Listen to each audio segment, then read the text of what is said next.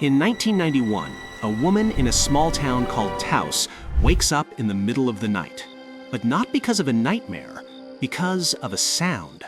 A low, quiet hum. The more she listens, the less she understands where it's coming from.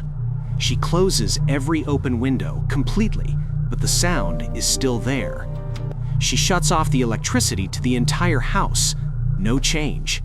And when she steps outside to find the source of the noise, she realizes something unsettling.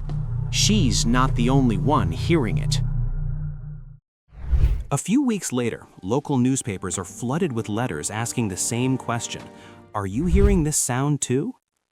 People call it the hum. And this is the story of a sound that for some is just annoying, but for others marks the beginning of their life falling apart.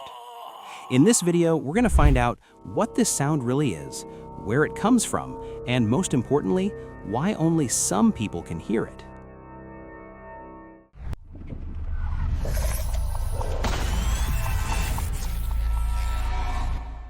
It all started back in the 1970s in Bristol, England. But the most famous case happened in Taos, New Mexico.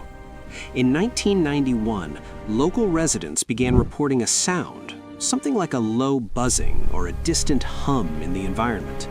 But here's the strange part. Only 2% of the population could hear it. And for that 2%, the sound was pure torture. It caused nausea, insomnia, and intense anxiety. But this wasn't an ordinary sound.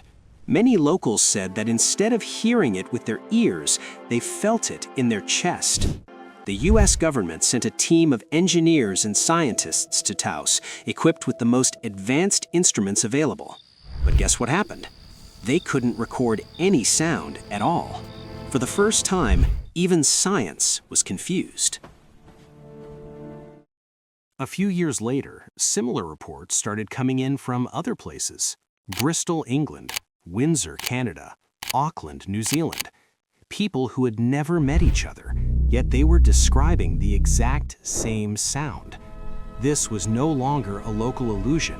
It had become a global phenomenon. But the source of the sound was still unknown. And that's when countless theories began to emerge. This is where science stepped back in to investigate once again and put forward these possible explanations.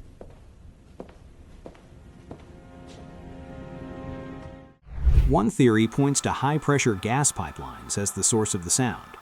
Steve Kohlhaas, a mechanical engineer, studied maps of major gas pipelines and came to a striking conclusion. About 95% of reported hum cases match the locations of these gas lines.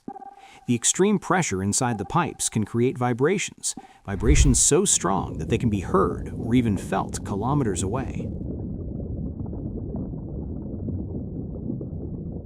But in Seattle, the source of the sound turned out to be something unexpected: love-struck fish. During mating season, midshipman fish produce a low humming noise that can travel through boat holes and even pass through the walls of coastal homes. Some scientists believe the cause is something else entirely. They argue that ocean waves hitting the seafloor create extremely subtle vibrations, what could be described as the sound of the Earth itself. And of course, the most popular theory on social media, military experiments and secret communication systems, projects like HARP. With explanations like these, many cases were officially closed. But not all of them.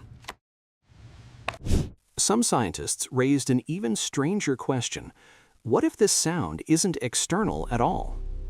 A number of doctors suggest that people who hear the hum may actually be experiencing hyperacusis, a form of extreme hearing sensitivity.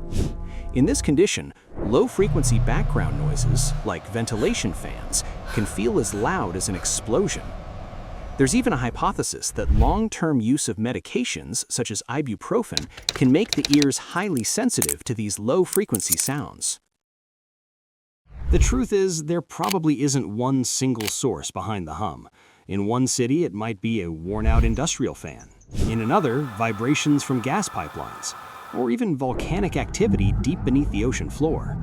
But for that 2% whose lives have been ruined under the constant shadow of this mysterious sound, a scientific explanation doesn't really matter.